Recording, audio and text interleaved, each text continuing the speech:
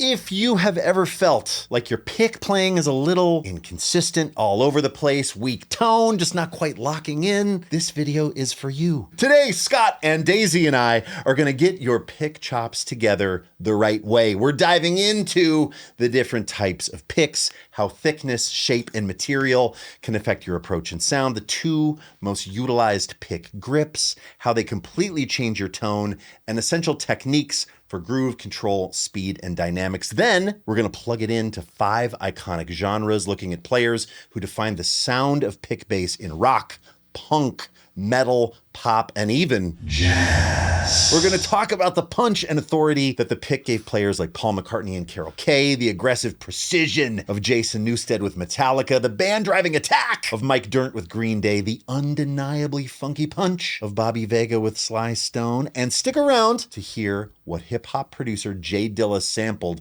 from jazz bass legend Steve Swallow. Divine, you got a bass? You got a pick? Oh yeah, I'm ready. Let's get to it.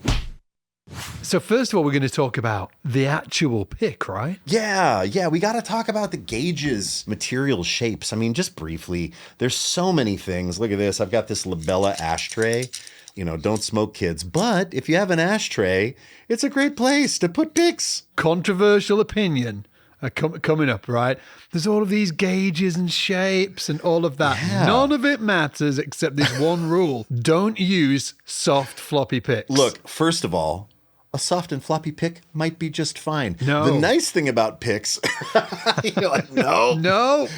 The nice thing about picks is you have so many to choose from, right? There's big sort of triangle, like tortilla chip shapes. There's so many things. There's ones that are more even like circular, made out of different materials. I even have a very thin gauge floppy pick right here. And I have to say that on flat wounds, sometimes a floppy pick, actually, I don't like it at all.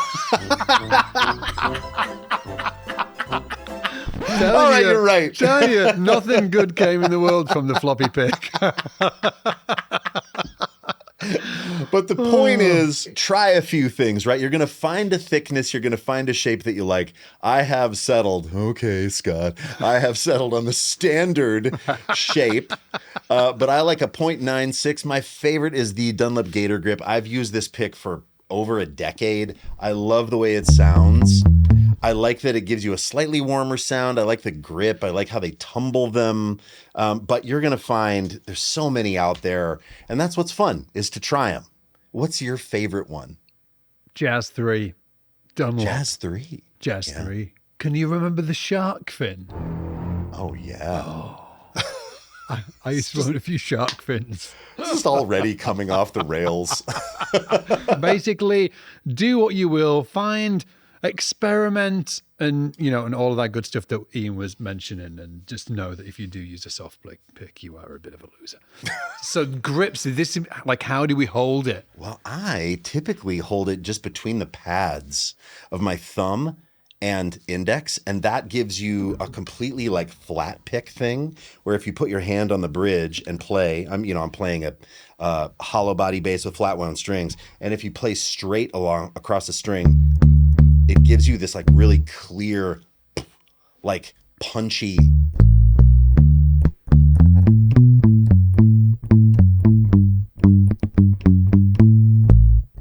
Right? But it's not very like rock and roll scrapey at all.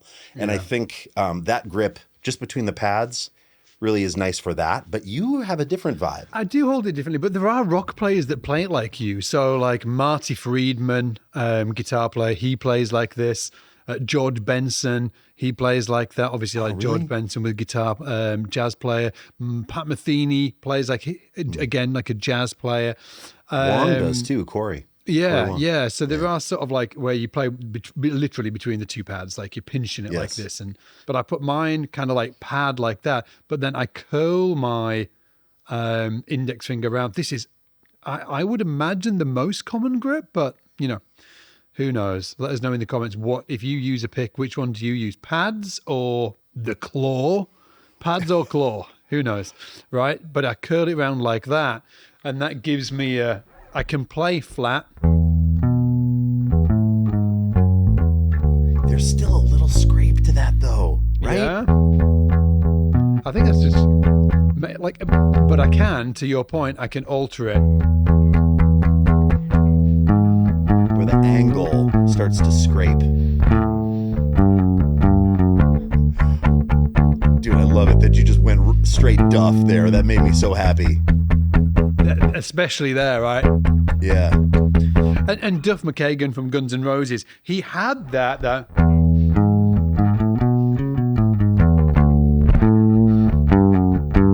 He had that because he's got the bass slung really nice and low, which puts this angle on the pick. So when he plays it, he gets this instant kind of like sound before it. I love it. I think it gives a kind of false behind the beat kind of, vibe to it. Yeah, there's like sort of a pre-sound before the note. Yeah. And then the note happens afterwards. Yeah, exactly that, yeah. In either grip, you can choose if you want to put your palm on the strings to mute or not. If you want to play just open sounding lines versus palm muting, right? A completely different sound. And even if you're scraping, will you just demonstrate like scraping with that sort of rock claw grip? Yeah, you still get the scrape. And now just open it up, no palm mute. And now bring your hand closer to the neck too, Scott. Super cool. Okay, so alternate picking, right? You can play all downstrokes, and some people do, but it's really nice to have a sense of up and down with the pick, right? And it's different than playing fingerstyle, where sometimes if you're descending through a fingerstyle line, you might be raking, right? Where if you're coming down, you might be using the same finger to descend across the strings. With the pick, you're almost never doing that, or at least I'm not. Are you ever raking with the pick? Wow. Like sweep picking? Matt, not for this video. But you do sometimes? I do. Really? Yeah, I do. Yeah. So I can't remember, some smart aleck guitar player. Hey, you guys. They will let us know in the comments. I think it's called economy picking. So, for instance, if I was playing a major scale, right? Yeah. I often play up, down, down, up, down, down, up, down, down. Do you really play that way? Yes. And then coming back down.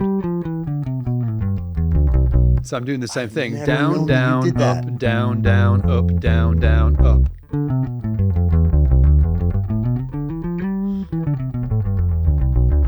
Get alternate picking down first, and then worry about those things that I was just. It's not for like everyday stuff, but mostly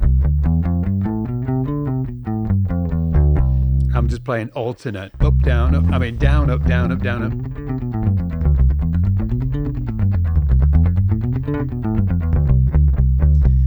The thing about down and up is that it centers you inside of a groove. Yeah. Right? So like if you have like a line that you're playing, if you're working on, there's this thing where like the engine keeps running. You almost want it to be like, yeah, absolutely. Yeah. Right? And then if in that instance you were doing economy picking, it would throw off the groove. Yeah, like what's that? Right?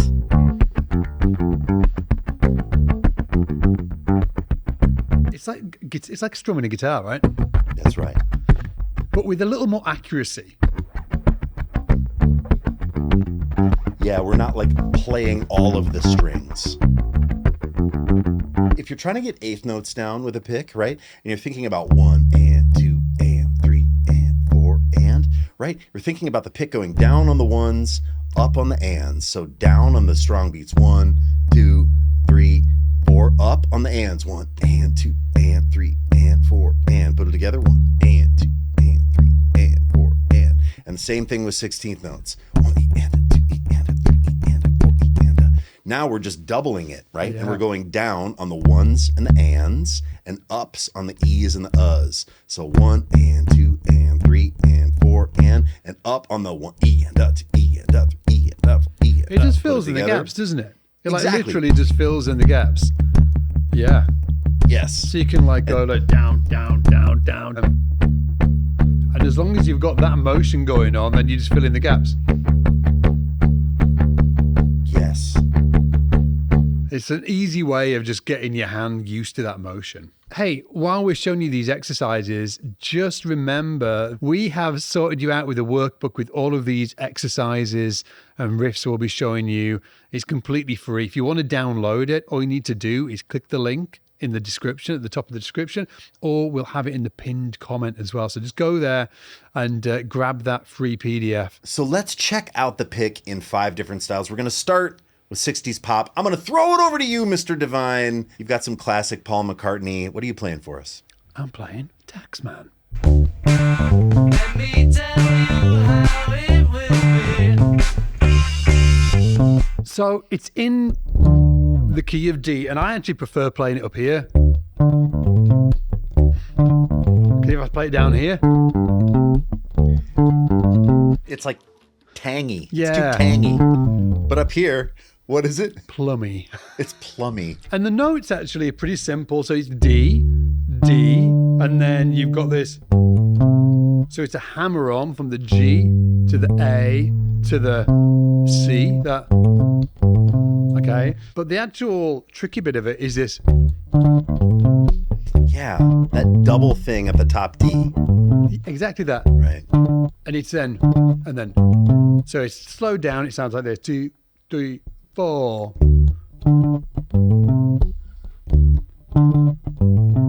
And then you've got. Yeah. He would be, he'd be doing something like that because Paul McCartney, he plays guitar, right? So he's a guitar player. So he's going to be playing it like a.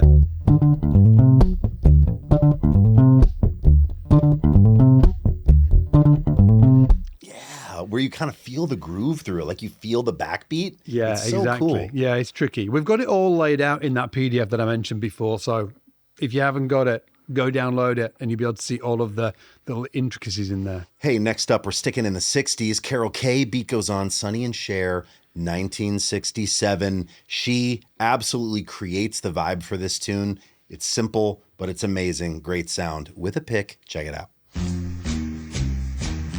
So simple, but it's like defining, right? Yeah. The beat goes on. The beat goes on. Drums keep pounding a rhythm to the brain. And again, this is another one, like you were saying, Scott, right? Like, where do you play it? Is it here? Yeah. That's kind of cool. Or is it here? Either way, I kind of like the flat wound pick, straight up, flat picking on flat wound strings thing. There's a really cool story of her talking about The Beat Goes On. Should we just check this?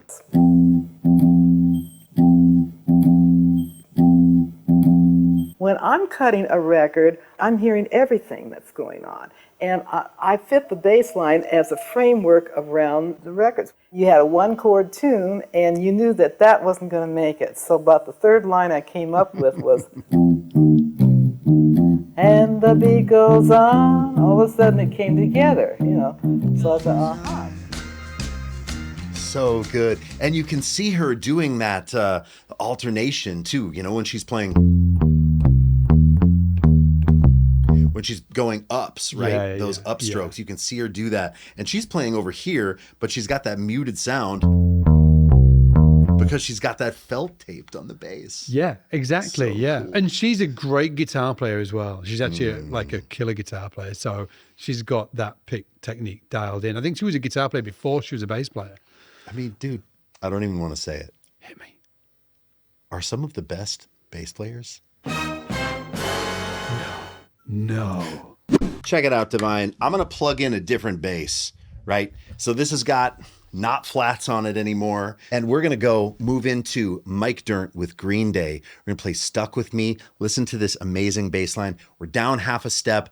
let's listen to how Mike just absolutely drives the band with Green Day. I'm going to show you this line.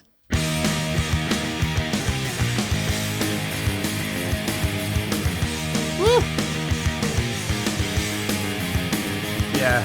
I mean, right away, just that intro is full of just bass genius. Dirnt is always driving this band, right? Where like Billy Joe is playing like essentially almost like the bass roll. Yeah. Billy Joe is like holding down chords. Yes. Yeah. What's the bass doing? Teach me. If you play this in standard tuning with your band or something, that's fine. You can learn it in standard, but he's playing like he's playing in E.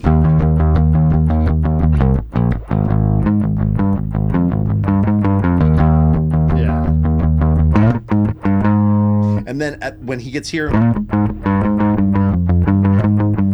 That's cool.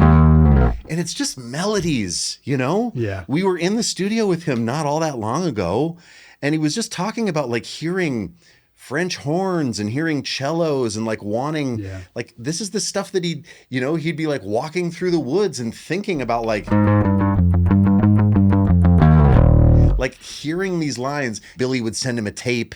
Yes. And then he would craft these lines without his bass in his hands sometimes because he would hear the lines. If you haven't checked that out, go check it out. The interview's on the channel. Mr. Allison's in the hot seat interviewing him.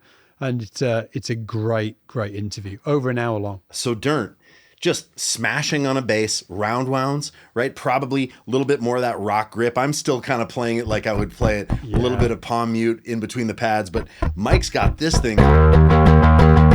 He's got a little bit more of that grind with holding the pick, right? More in the sort of claw guitar grip like Scott does. I just don't have quite as much control when I play that way. I feel sort of like a little bit out of control. If anybody came to me and said, "Oh, which one should I use?" I said, "Well, use whichever feels most comfortable, and then don't really use the other one." Just like I don't ever see any players like switching between the two. Sometimes I use this one, sometimes it's kind of like they get used to it and then they just make that thing work for everything they do.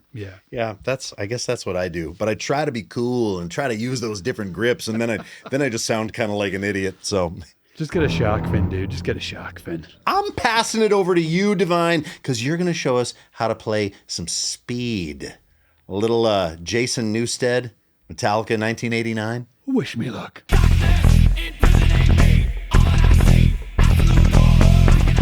No luck needed. Beast. Scott Divine adding bass to And Justice for All right now. I have never been able to play that fast. I don't know that I ever will. You have a looseness in your wrist that allows you to do this. You have, like, when I watch you play, it comes from your wrist and it's so nice. You get such a great sound and you're so accurate. Show the people how to do this. Well, first of all, don't start doing it on your E string down here. Okay. That's actually the hardest string to do. Out of all of the strings, it's like... Because it's like unruly. It's a lot of string to move. Yeah, exactly. So I'd actually start, if you want to get this, like practicing it, start on the 7th fret of the A string. Okay. So it's like 7, 1, 2, 3, 1, 2, 3, 1, 1, 2, 3, 1, 2, 3, 1, da, da, da, da, da, da. And then just, maybe you'd even try this. So.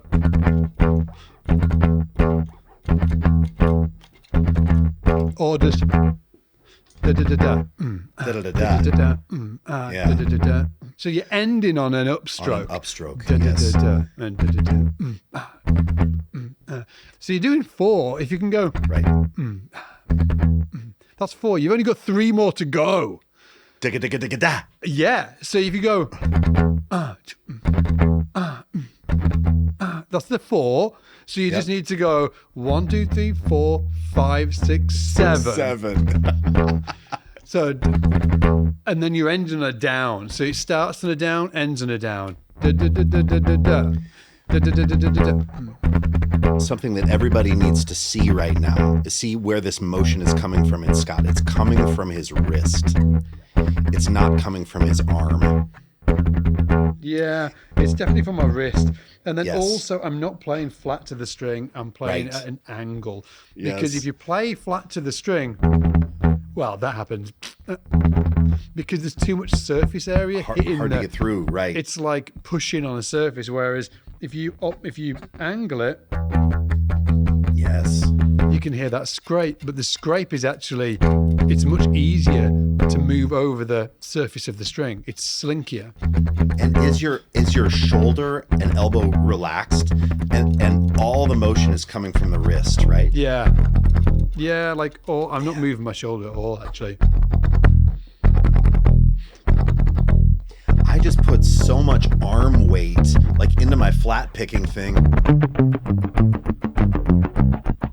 For me, it comes from arm. Yeah. So when I'm trying to play, I'm trying to do it with my arm, and I'm slow, and I know it's wrong. Well, and I feel like I can never Are change you it, holding dude. it like this as well? I know my Because grip. if you are, Yes. but you just told me not to change my grip.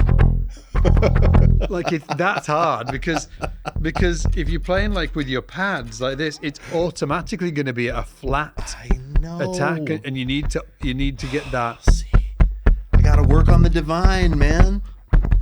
Woo! I desperately want to do that. Woo! Dang. So cool. Now, if you only think the pick is for ham-fisted rockers, you're wrong. Scott, they're wrong. Are you sure? I am sure. You know, and I know there's some funky pick players, man. And one such is Mr. Bobby Vega. This track is one of my favorites. He played on this Sly Stone tune called High on You. Just listen to Bobby groove this. Check it out.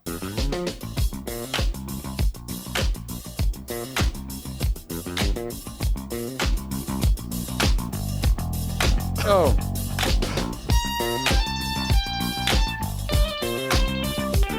Come on. Come on, man.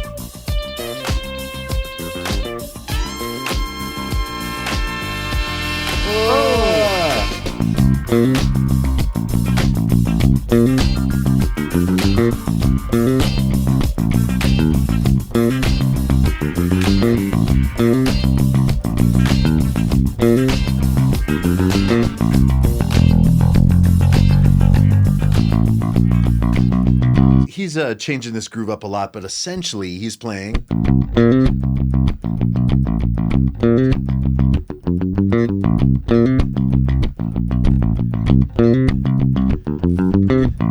That kind of thing. And it is all based on that 16th note funky pick playing. Yeah. Right? And then sometimes he's playing.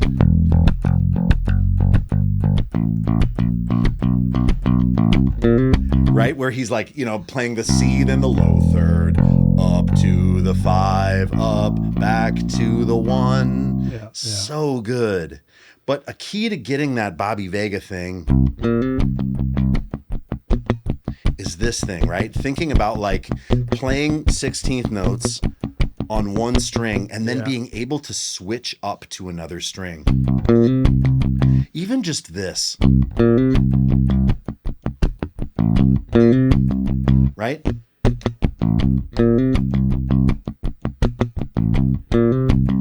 Right, and I'm doing that as a hammer-on. But the engine never stops.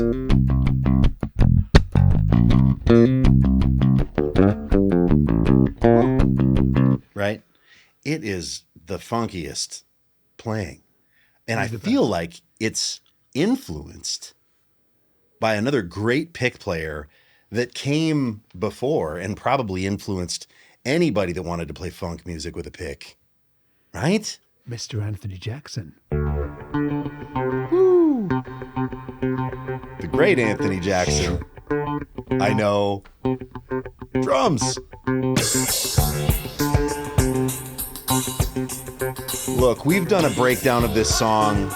You can watch it. We'll put the link up here if you want to check it out. With all the effects, everything. But don't get lost in the weeds of effects on this, right? You got to get down. Yeah. right?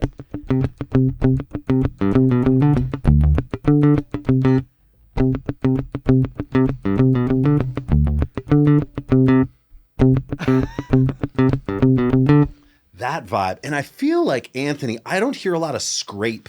Do you in his sound? No. Super clean. It's not this thing. No. It's really very clean.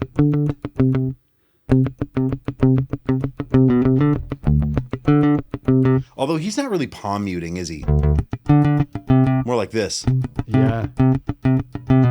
Man, what a line. Should we take it all the way back to the jazz? A little yas. A bit.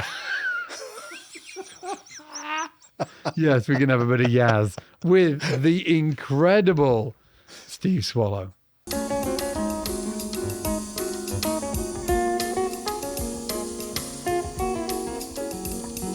Oh. Such an original sound. Some things to point out, obviously, or maybe not obviously, this is a Parker Fly, but I think it was the original Parker Fly bass that Ken Parker made many, many years ago. And it was actually made out of a really light wood, kind of like balsa wood type thing. Really? Yeah, it was incredibly light.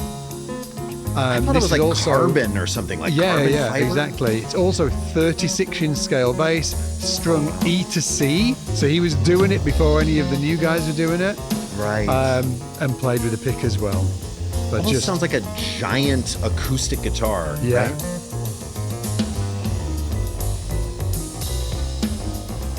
Oh.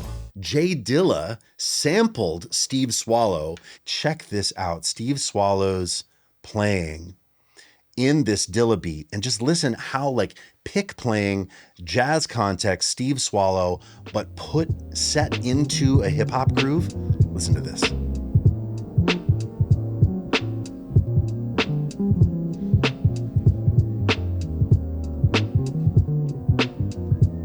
Obviously sort of like filtered out, right? Yeah.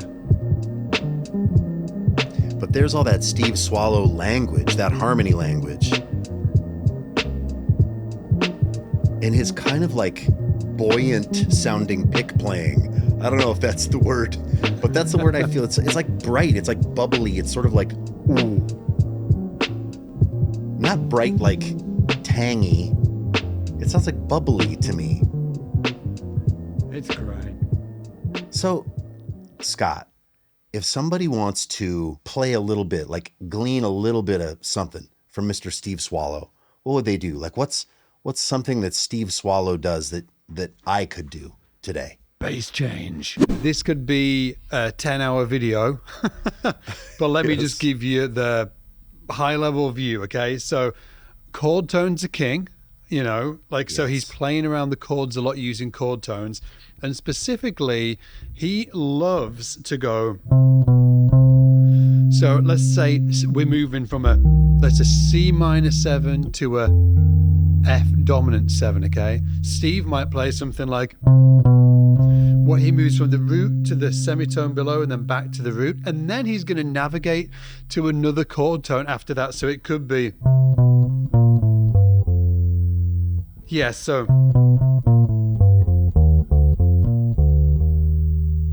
So what did I do?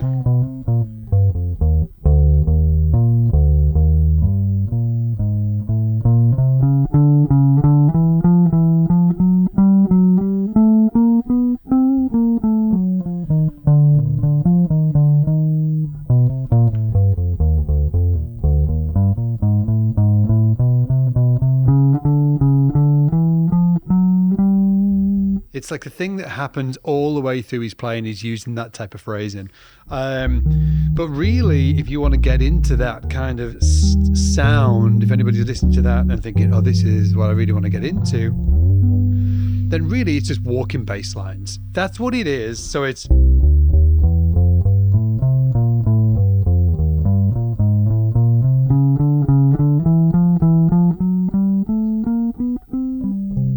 But if I play that faster with a bit of a swing feel, but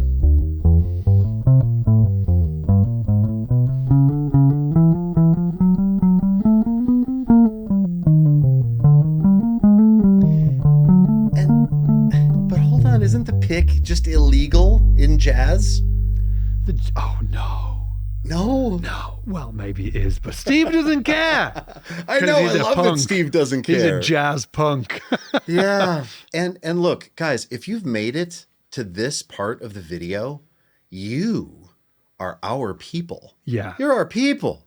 You right? certainly are. The next step's obvious. If you've made it to the end of this pick playing extravaganza, the next step that you should take is checking out all of the pick courses that we have over in the SPL membership. We've got Advancing Your Pick Technique by none other than Mr. Ian Martin Allison. Hello. We've got Progressive Metal Bass with Adam Nolly Get Good from the incredible band Periphery. I think that this is like a 7-hour course. We've got If the Bass Could Only Talk, Behind the Player Profile with Bobby Vega. So that's Bobby who we were talking about earlier. That's Bobby and I in the studio. We've got Unorthodox Bass Techniques with Cody Wright, who's an incredible bass player. Also plays with the pick. And then we've got Bass Guitar Foundations, which isn't focused on pick playing, but pick playing is included in that course. And then we also have the genius of Geddy Lee up here as well, which Ian said, he said, I'm not sure why that's there because this has not got a pick playing in it, but I just wanted to mention it anyway, just in case you love Ian and you love Geddy Lee, you also might want to check that out. But check it out. You can start any of these courses today completely free. All you need to do is go over to scottsbasslessons.com and grab a 14-day free trial. You can take Ian and I for a test drive. Yes, you can. See what the journey's like. That's right. I'll also put a link down in the description below, and I'll pin a comment as well, so you can see the link there. Literally, you can go check it out. And these are only some of the courses. We've got a course library with over 200 courses in there. We also do live practice labs every single Wednesday. So you can jump on a practice lab with Ian and I. We practice together with you guys. Give us a shout in the comments if you're one of our practice labbers. And we've also got some incredible learning pathways and other stuff inside the membership. But check it out. Again, you can try it completely free for 2 weeks. Come and test drive with Ian and I. See if it's your flavor. Yeah, it's the best thing you can do for your bass playing. And like I say, if you're here at this point of the video, what have you got to lose? Are you not a member? Come check us out, SBL. We'll see you there.